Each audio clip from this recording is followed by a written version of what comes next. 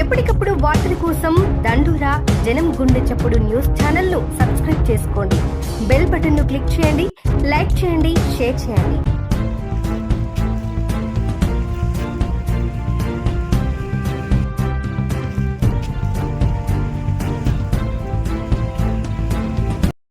ఈరోజు మాసాయిపేట మండల కేంద్రంలో సర్పంచ్ ఎన్నికల సందర్భంగా మాసాయిపేట గ్రామం నుండి భారతీయ జనతా పార్టీ పక్షాన పాపన్న గారి వేణుగోపాల్ నామినేషన్ వేయడం జరిగింది. మాసాయిపేట మండల అభివృద్ధి లక్ష్యంగా ముందుకు సాగుతున్నాం.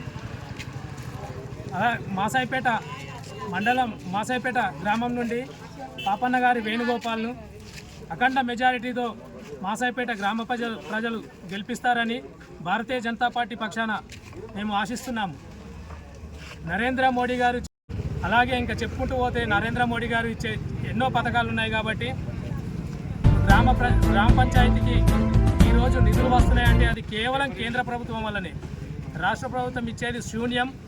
కేంద్ర ప్రభుత్వ నిధులతోనే గ్రామ పంచాయతీలను అభివృద్ధి చేసుకోవాలి కాబట్టి భారతీయ జనతా పార్టీ నుండి పాపన్న గారి వేణుగోపాల్ను భారీ మెజార్టీతో గెలిపిస్తారని భారతీయ జనతా పార్టీ పక్షాన మేమందరం ఆశిస్తున్నాం.